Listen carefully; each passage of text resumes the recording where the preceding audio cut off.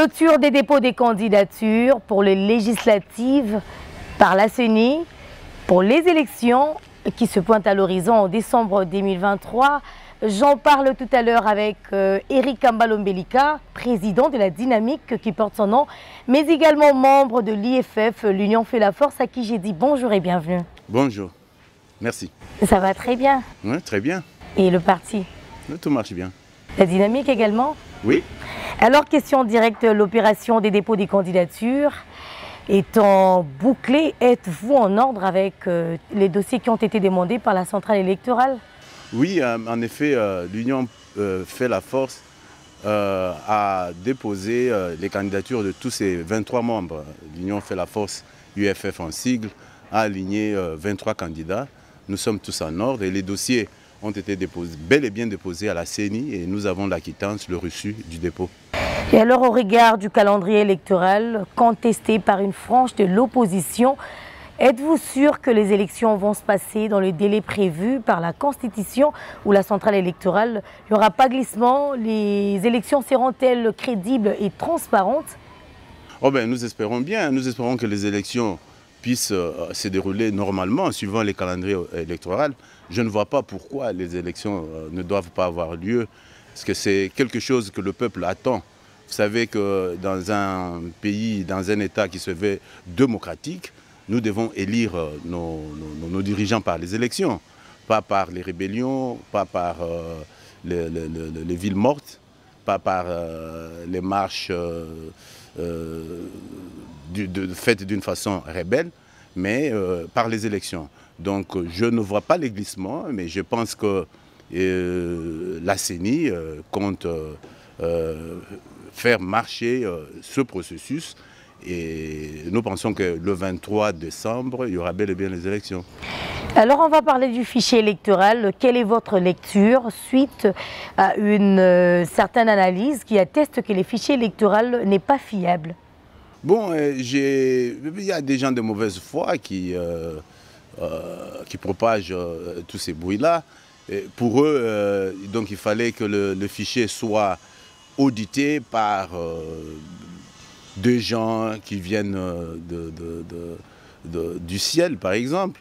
Ils ne font pas confiance à la CENI, tout simplement. Donc tout a été mis en place pour que les élections puissent se passer dans de bonnes conditions, pour que les élections soient apaisées.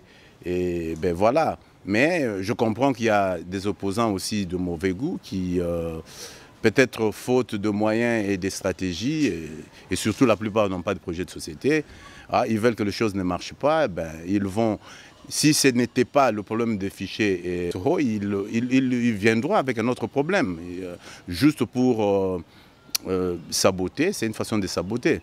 Donc le fichier ont enregistré les candidats, les électeurs, et les fichiers sont en bonne et due forme. Et je pense qu'avec ça, nous devons aller aux élections. N'oubliez pas que nous sommes allés aux élections, les élections passées, et celles qui ont eu lieu avant, il y en a qui ont choisi de ne pas aller, mais les élections ont quand même eu lieu. Mais qu'est-ce qui vous rassure? Parce que ces fichiers électoraux n'ont pas été audités par un cabinet international? Bon, mais c'est ça, c'est mon point de vue. Ce que j'ai dit, c'est que les complexes, le Congolais doivent à un moment donné se débarrasser de ce complexe.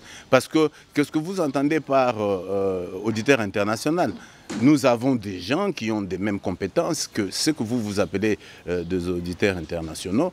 Parce que les mêmes auditeurs internationaux ont subi les mêmes formations en matière des élections avec ceux qui travaillent à la CENI et ceux qui ont été invités par la CENI pour auditer, entre parenthèses, si c'est ça le mot qu'il faut, ces fichiers. Mais pour eux, il faut les gens qui viennent d'une certaine école, peut-être d'Harvard ou de MIT, ou d'un certain pays donné ou du ciel. Mais il faut faire confiance au travail qui a été fait par ceux-là à qui la CENI ou le pays a fait confiance pour regarder, pour auditer ces fichiers. Mais est-ce que la CENI est-elle prête pour organiser les élections au délai prévu? Parce que avec cette guerre qui sévit dans la partie est du pays, avec tout ce que l'on vit, êtes-vous vraiment sûr que la CENI est-elle prête pour le moment? Mais ce n'est pas la première fois que nous avons ce genre d'élections. Nous avons eu des élections en 2006, il y avait toujours la guerre au pays, mais les élections ont eu lieu. Donc ce n'est pas quelque chose de nouveau. Pour l'instant, l'insécurité bat son plein, c'est pas comme avant. Hein. Mais non, il n'y a pas une mesure. Non, mais les gens mourraient toujours. La mort d'un homme, de la mort d'homme. Mais pour cette fois-ci, c'est vraiment incroyable. On n'essaie même pas calculer combien de fois ça prendra, cette insécurité. Donc... Mais ne pas faire les élections, moi je ne pense pas que c'est une solution. Parler de temps, combien de temps prendra? Mais il faut, c'est pour cela que nous devons aller aux élections.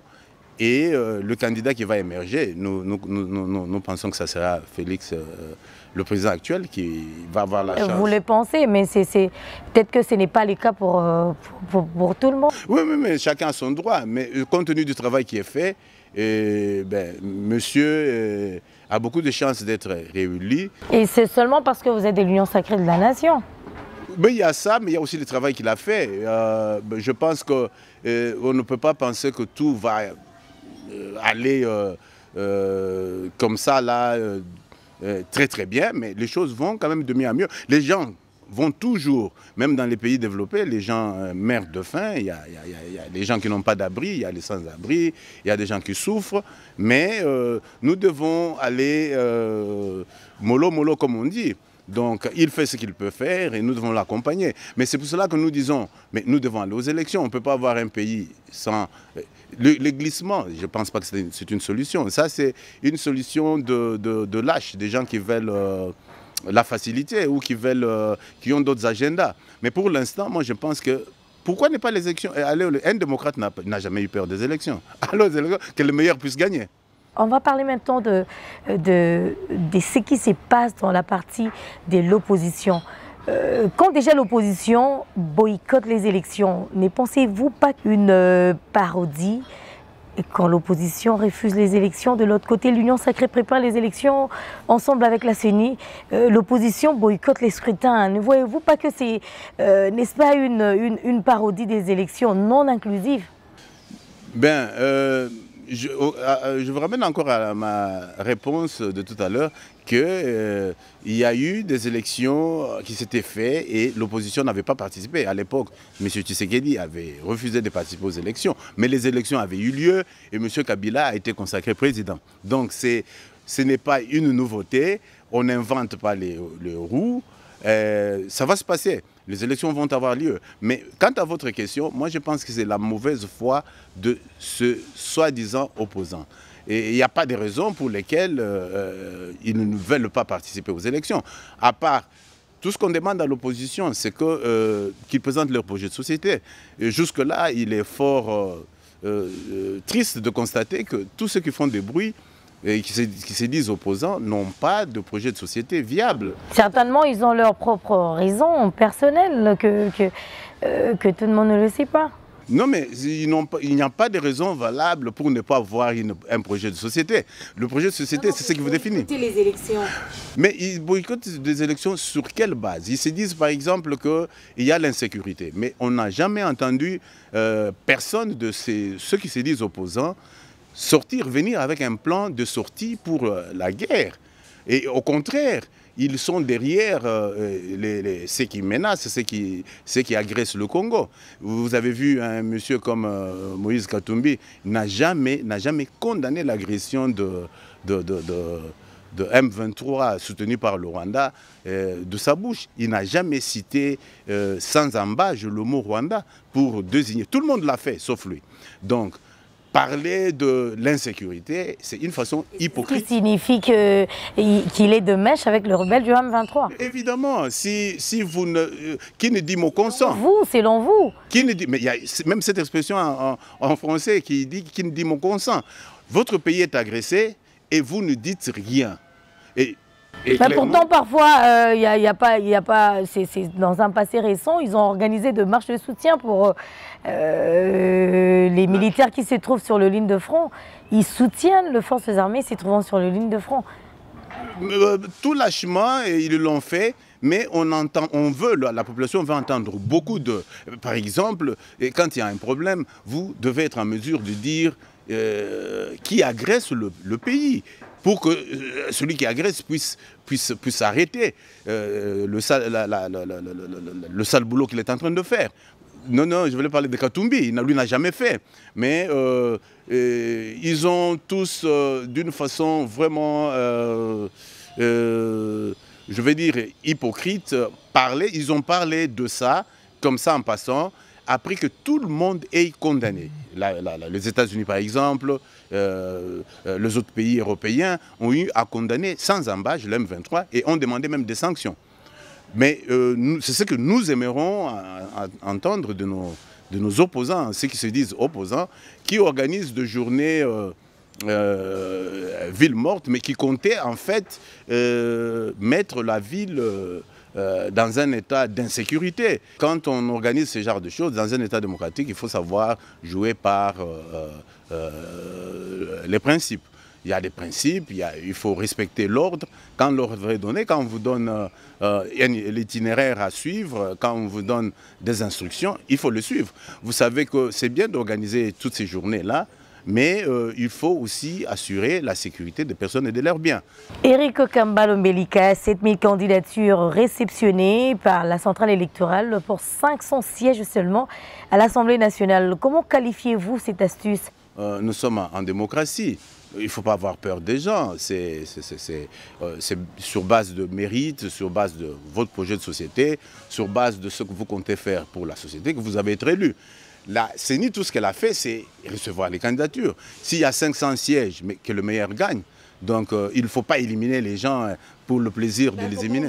Ils vont arriver à répartir toutes ces personnes qu'on a réceptionné les candidatures? Non, mais recevoir les candidatures ne veut pas dire gagner les élections. C'est-à-dire, on reçoit autant de candidatures, mais encore faudra-t-il que les candidatures reçues, donc ces candidats-là, puissent performer aux normes, répondre aux normes. Il y a des sélections aussi. Ils vont aller par plusieurs sélections, plusieurs niveaux pour retenir ceux qui vont être retenus. Mais ceux qui vont être retenus, finalement, devraient aller dans leur circonscription, battre campagne et être élus. C'est là qu'il y a des problèmes. Donc il faut... c'est une chose de poser sa candidature, mais c'est encore une autre chose que d'être élu. Le peuple a toujours le dernier mot, c'est le peuple qui sanctionne. Le peuple congolais doit savoir, c'est quoi votre particularité dans ces pas que vous venez de faire tout à l'heure? L'union fait la force, tel que les noms l'indiquent, et dans la pratique, cela est bien réel et s'observe. Les emblèmes du parti Rémi, les fanions entre les mains, Eric Kambale Ombelika et la dynamique Eric Kamba DEK font partie désormais de la grande famille Union fait la force, UFF en sigle. Ils ont procédé à l'adhésion au sein de ce parti samedi 15 juillet dernier dans la commune de La Gombe, en présence de l'autorité morale de cette formation politique, Constantin Benguele Kwete Tamouk, qui, du reste, a évoqué ici les valeurs centrales qui animent l'UFF. Cette adhésion doit nous conduire à faire de bons choix. Aussi des candidats ou des gens qui vont nous représenter à tous les échelons de la nation. À commencer par le candidat président de la République, qui est notre candidat, que nous soutenons à travers notre regroupement politique, Alliance et Action pour l'État de droit, AE. Un engagement pour accompagner et soutenir la vision du chef de l'État Félix-Antoine Tshisekedi Tshilombo, a reconnu le nouveau venu Eric Kambale Ombelika, président national de la dynamique qui porte son nom. Je suis content de rejoindre la famille Union fait la force et je ne peux que vous promettre qu'ensemble nous allons travailler pour pouvoir avoir tout le succès que nous méritons. Il y a lieu de signaler que l'Union fait la force, faisant partie de la plateforme électorale Union sacrée de la nation, continue d'affûter ses armes pour les échéances électorales prochaines afin d'offrir une majorité écrasante au président de la République, Félix-Antoine Tshisekedi Tshilombo, aux élections de 2023.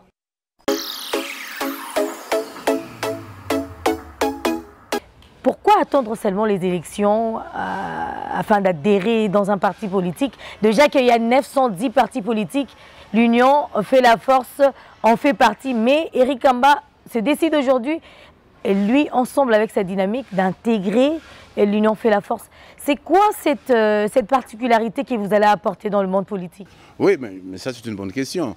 Nous sommes partis d'abord de la dynamique de support à Eric Kamba. C'est une dynamique qui regroupe les gens qui soutiennent la vision du chef de l'État. Et nous avons eu à faire de tournées dans beaucoup de cités, beaucoup de villes, beaucoup de communes ici à Kinshasa, notamment à Makala, Ngiri. Chef de l'État dans quel domaine précisément? Parce que nous voyons le développement de la jeunesse. Ce sont des choses que le chef de l'État fait du jour au lendemain son cheval de bataille. Vous soutenez la vision du chef de l'État dans quel domaine précisément? Oui, bon d'une façon générale, nous soutenons toute la vision du chef de l'État, que ce soit dans l'enseignement, que ce soit dans la parité de hommes et femmes, et que ce soit dans la lutte qu'il a menée ici pour revoir le 145 territoire. Nous voulons être le porte-parole du chef de l'État pour lancer, pour faire connaître à ceux qui ne savent pas encore. Pour flatter, bien sûr. Non, non, ce n'est pas pour flatter, parce que vous savez, il y a des gens qui ne savent pas très bien aussi ce que le chef d'État est en train de le faire. Ou il y en a qui savent, mais qui ne savent pas encore tout ce qu'il est en train de faire ou tout ce qu'il compte faire. Donc nous sommes là pour porter cette voie-là, pour vraiment améliorer cette visibilité-là pour que les gens sachent ce que le chef d'État est en train de le faire, enfin, et on pense qu'il mérite un deuxième mandat. Pourquoi ce choix de faire la politique? Parce qu'aujourd'hui, les gens pensent que pour réussir dans la vie, c'est seulement faire la politique. On ne peut pas réussir dans tel ou autre domaine, c'est seulement faire la politique. Non, c'est quoi votre motivation? Non, mais par training, moi je suis comment on appelle encore, un travailleur social, de par ma formation. Donc, je travaille avec les gens pour les aider de plusieurs manières, ceux qui cherchent de l'emploi, ceux qui veulent étudier, ceux qui ont des problèmes. Mais vous savez que la politique, en fait, elle est définie comme une superstructure. Hein, c'est elle qui oriente et qui fait qu'un pays puisse avancer ou se développer. Bien sûr, l'économie, c'est l'infrastructure, mais la politique, c'est la superstructure. Eric Kamba, on va parler de votre adhésion au sein de ce parti, qui n'est rien d'autre que l'Union fait la force, UFF, en sigle que dirige son autorité morale, Constantin Benguele. Vous avez intégré ce parti politique pour quel motif? Oui, justement, je venais de commencer à élaborer là-dessus. Vous savez, la division règne ici au pays et les gens, nous avons des valeurs que nous devons défendre. Et nous ne pouvons pas, comme je le disais, reconstruire ce pays dans la division et dans la haine. Et je trouvais que le parti cher à l'autorité morale Constantin Benguele Tamak était un parti très intéressant, dans le sens que c'est un parti qui lutte d'abord pour unir tous les Congolais, mettre le Congolais ensemble. Ce qui n'est pas, vous savez, je ne dis pas que c'est impossible, mais ce qui n'est pas facile. Vous voyez, les Congolais, pour des raisons diverses, vous avez fait allusion à ça, pour des intérêts différents ou divers, le Congolais se divise et se sépare. Et avoir déjà une plateforme qui cherche à unir tous les Congos au lieu... Parce que c'est comme ça que nous allons aboutir au développement. On ne peut pas aller par ordre dispersé. Si nous sommes tous unis, en tant qu'enfants, fils et filles de ce pays, vraiment nous allons voir la fin du tunnel. Donc j'ai trouvé que ce parti qui lutte pour unir tout le monde, c'était un parti bien. C'est comme ça que j'ai voulu m'adhérer. Mais il ne lutte pas seulement pour unir les Congolais, mais il lutte aussi pour faire des Congolais des travailleurs. Faire des Congolais des travailleurs, vous leur donnez du travail ou bien vous leur apprenez à intégrer d'abord votre parti, après par après? Non. Si vous voyez dans notre projet de société, sur le plan, d'abord il y a sur le plan de l'éducation, le parti cherche à ce que nous adhérons. D'ailleurs, de ce point de vue, l'Union fait la force, adhère à la vision du chef de l'État. Vous savez, il y a maintenant l'éducation, l'enseignement primaire, pour tout le monde. Nous adhérons à ça. Qui peut être contre ça? Éduquer nos enfants gratuitement, parce qu'il y a des parents qui ne sont pas à mesure, ou qui peuvent avoir un peu de moyens, mais c'est peut-être des moyens qui peuvent servir à d'autres fins. Mais si l'enseignement est déjà gratuit, donc c'est une bonne chose. Donc nous trouvons que l'idée du chef de l'État, c'est une idée géniale. Donc l'Union fait la force, adhère à ce sujet-là, à cette idée-là, et fait en sorte que, encourage le chef de l'État pour que nous puissions faire de la gratuité de l'enseignement quelque chose qui doit perdurer, qui doit être là pour toujours, pour le peuple congolais. Ça ne doit pas être seulement pour maintenant, et demain, le peuple n'a pas ça. Donc, et aussi, quand vous dites que...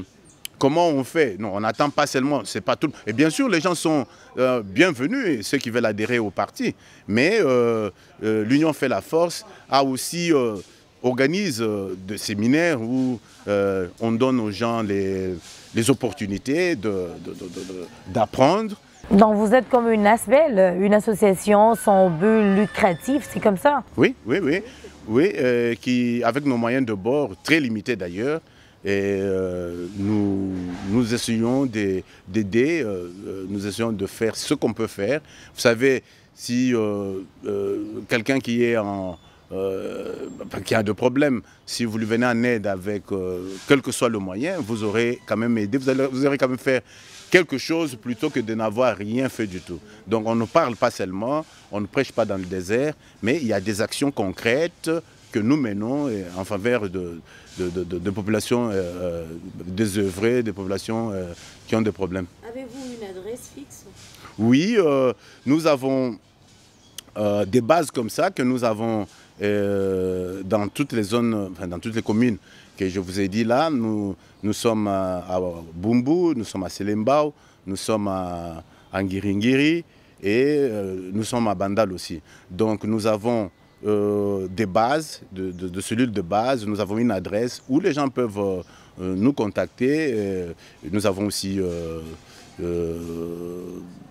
des emails, aussi bien que des téléphones, des numéros de téléphone où les gens peuvent nous atteindre, poser leurs problèmes, en fait discuter de leur situation et voir dans quelle mesure on peut échanger, dans quelle mesure on peut leur venir en aide. Alors on va revenir sur l'Union fait la force. Dites-nous un peu, est-ce que la question de la junte féminine est-elle respectée dans l'Union fait la force? Parce que dans la nouvelle loi électorale, la nouvelle loi a exigé à ce que le quota de la femme soit un peu plus élevé. Est-ce que l'Union fait la force respecte-t-elle la question de la junte féminine? Oui, je vais même vous étonner, dans ce parti-là, l'Union fait la force, il y a en fait plus de femmes qu'il y a d'hommes. Donc la parité, c'est en fait est bien respectée. Et c'est même l'inverse, parce que nous comptons plus de femmes dans cette formation que des hommes, et des femmes qui occupent de postes ou de fonctions très très importantes. Donc je pense que l'Union fait la force. Oui, en dehors de l'autorité morale, il y a le conseiller, ceux qui sont en position de leadership, comme on dit, ce sont des femmes. C'est l'exemple que vraiment d'autres formations politiques doivent suivre. Ok, on va parler de l'insécurité qui bat son plein dans la partie est du pays. Et il y a les sociales qui se dégradent du jour au lendemain. Mais d'ici peu, la République démocratique du Congo est déjà prête, la CENI est prête pour organiser dans quelques mois les élections. Dites-nous un peu, vous en tant qu'acteur politique, quel paradigme à privilégier entre les élections, la sécurité Déjà à Kinshasa, pour ne pas aller d'abord dans l'est du pays, ici à Kinshasa, cette période est agressée avec le kidnapping qui passe en plein. Il y a les enlèvements, en dehors des enlèvements, il y a les koulouna qu'on ne peut même pas évoquer ici. Donc aujourd'hui, un sac de riz qui était vendu jadis à 20 000 francs ou 20 $ aujourd'hui, on va l'acheter à 60 000 francs. Les taux de change, on n'en parle même pas. Donc ça s'augmente du jour au lendemain, ça varie, devenu tellement exorbitant, l'on ne sait pas. Vous allez aller parler des gens qui sont à Bunagana, qui vivent pendant plus d'une année. On a pris en otage Bunagana. Vous allez aller leur parler des élections. Bon, nous vivons une période triste, un moment très difficile de notre vie. C'est vrai, pas une guerre qui nous a imposé. Cette guerre qui sévit depuis plus de 3 décennies. Mais je ne pense pas que la solution serait de privilégier l'un ou l'autre. Nous travaillons un aspect ou l'autre, mais nous devons travailler pour résoudre tous les problèmes. En commençant d'abord par le problème d'insécurité. Le problème d'insécurité n'a pas commencé hier, n'a pas commencé d'il y a 4 ans. Il y a 5 ans. Ça fait mal de voir nos frères et sœurs qui meurent du jour au lendemain dans la partie est du pays pendant que nous sommes ici dans la ville-province de Kinshasa. On craint que tu sois kidnappé par les gens non autrement identifiés. Oui, bon, c'est un problème sérieux comme je l'ai dit tout à l'heure. Mais je pense que les efforts aussi sont en train d'être conjugués. Vous avez vu le gouvernement, bien sûr, qui travaille pour essayer de trouver des solutions. Hier, c'était le pays de la communauté de l'Est. On a pensé que la solution viendrait de là. Mais bon, la solution n'est pas venue. Aujourd'hui, c'est la SADC à qui on a tendu la main pour voir s'ils peuvent nous venir en aide. Mais dans l'entente, la solution, ce n'est pas aussi de croiser les mains. Ce n'est pas aussi de rester pleurnicher dans son coin. Donc, on continue à faire des efforts. Je crois que le président et son gouvernement sont en train de faire des efforts pour arriver à une solution. Selon Eric Kamba, on doit trouver des solutions palliatives au même moment. On organise les élections, on se bat pour finir la guerre d'agression rwandaise dans la partie est du pays. On va se battre pour revoir aussi le social de Congolais pour une meilleure vie, c'est ça? Oui, mais je ne pense pas qu'il y ait une solution qui exclut une autre. Donc il y a moyen, on peut faire toutes ces choses-là. Croyez-vous vraiment que vous serez en mesure de les faire au même moment? Mais il suffirait la volonté. Si la volonté individuelle, la volonté politique y est, je ne vois pas ce qui peut arrêter. Cela dépend de moyens. Ben justement, à la volonté, il faut mettre de moyens. Mais nous sommes un pays, et puis de l'intelligence aussi. Mais pourquoi on nous convoie? Pourquoi il y a toute cette guerre? C'est à cause de nos richesses. Mais nous qui avons, on ne doit pas parler en termes de pauvreté, en termes qu'on n'a pas de ressources. Nous qui avons autant de ressources. Donc ce qui nous manque, c'est peut-être la bonne gestion. Ce qui nous manque, c'est les hommes capables de le faire. Martin Fayulu est contre les élections. Le PPRD, de l'autre côté, boycotte le processus. Ils n'ont même pas participé au processus d'enrôlement. N'est-ce pas un non-hold-up électoral selon vous? Bon, il faut voir les caractères. Tu savais, on parle toujours des caractères des hommes politiques, hein, ceux qui nous dirigent. Martin Fayulu, j'ai beaucoup de respect pour lui, c'est quelqu'un que je connais personnellement. Mais hier, il avait accepté. Un homme, il faut être consistant avec ses principes. Hier, vous acceptez que vous devez aller aux élections, piqué par je ne sais quel moustique la nuit, le lendemain, vous vous réveillez. Mais c'est comme je vous ai dit tantôt que peut-être qu'ils ont leurs propres raisons personnelles. Oui, mais c'est très difficile de... Si vous me demandez à moi, cette opposition, moi j'ai du mal, mais je ne vois même... avec tous les respects, je n'oserais même pas appeler tous ces gens opposants. Parce qu'un opposant, nous savons tous en sciences politiques, c'est que c'est qu'un opposant.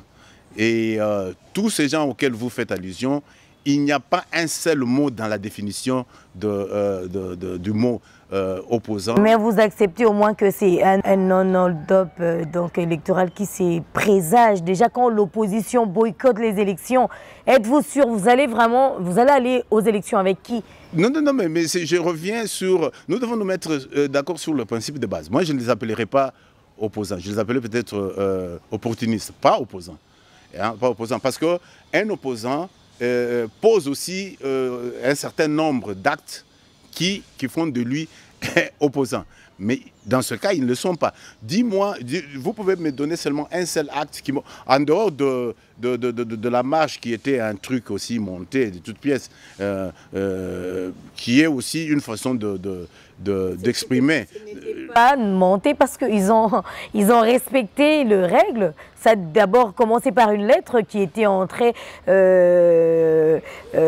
auprès du gouverneur de la ville-province de Kinshasa, qui a accepté, il a accordé.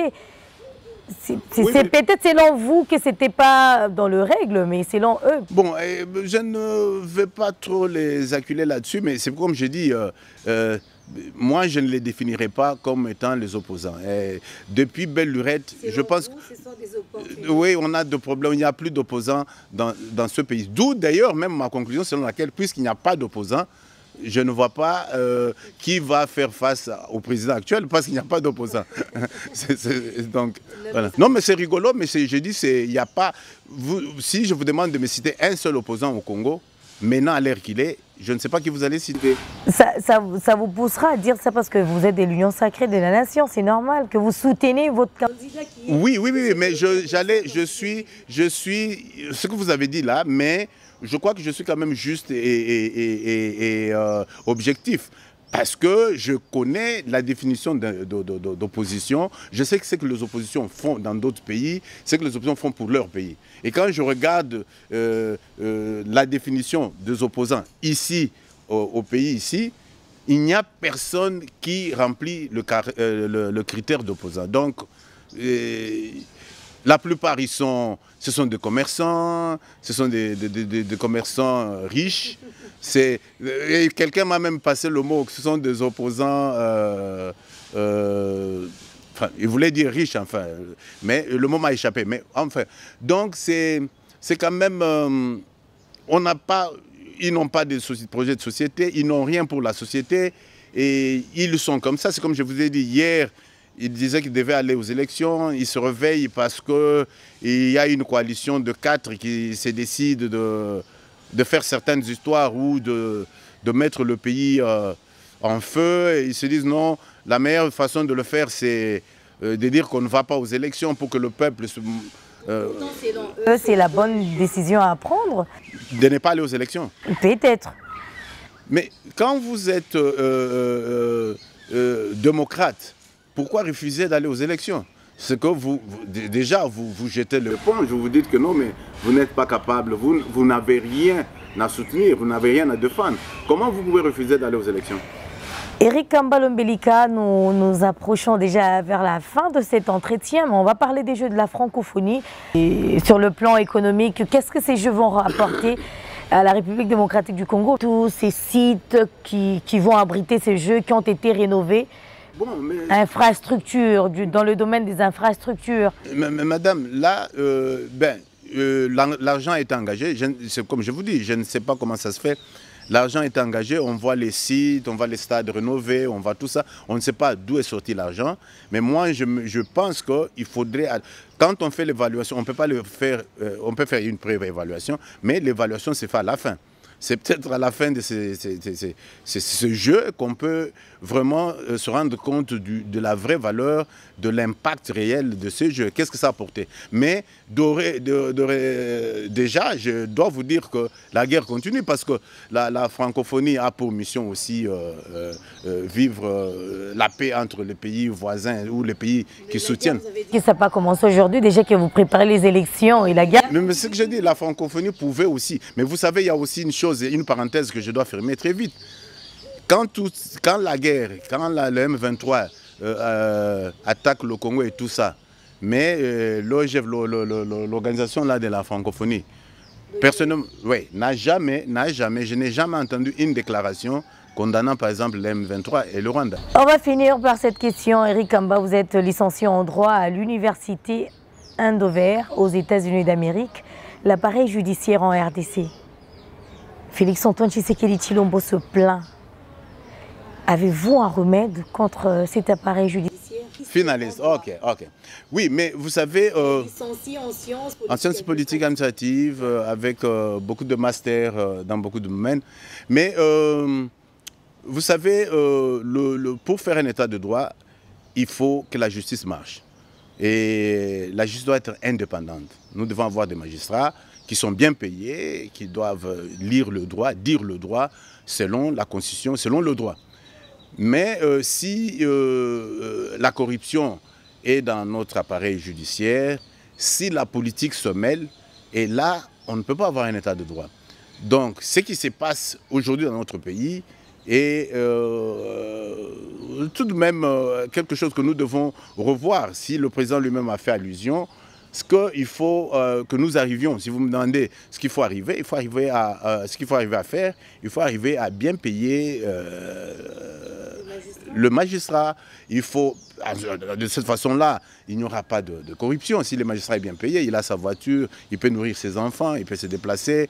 Et je ne vois pas un magistrat qui est bien payé qui va accepter des pots de vin. Donc tout ceci arrive quand les gens ne sont pas bien payés et ça donne droit lieu à la corruption. Eric Kamba, aujourd'hui Premier ministre ou député national élu, quelle serait votre priorité, des priorités pour cette circonscription qui vous élu? Oui, bon, pour la circonscription de Funa, on a un projet clair. Hein. Tout d'abord, vous avez vu, il n'y a pas... On a voulu d'abord commencer même par l'eau potable. Il y a des gens, nous avons visité des coins où il n'y a même pas d'eau potable. On a pensé que même faire un forage d'eau, ça pouvait servir, ça pouvait aider énormément la population. Pas chercher des histoires très compliquées. Commencer par donner des gens de l'eau potable qui vient tous les jours, hein, régulièrement, hein, pas de l'eau qu'on ne voit pas. L'électricité, parce que l'électricité, les gens peuvent beaucoup faire avec de l'électricité. Il y a des coins où c'est noir, à cette heure ici, il fait déjà noir, nuit déjà là-bas. Et donner, il y a de la gratuité de l'enseignement comme on a dit, mais il y a les enfants qui viennent de naître. Les gens ont des problèmes pour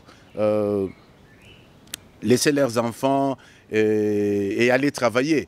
Donc il faudrait trouver des foyers où les enfants là peuvent être recueillis et les parents peuvent faire autre chose. Nous avons des problèmes de route. Vous savez, quand il pleut, vous savez vous-même combien de temps vous avez mis pour arriver ici.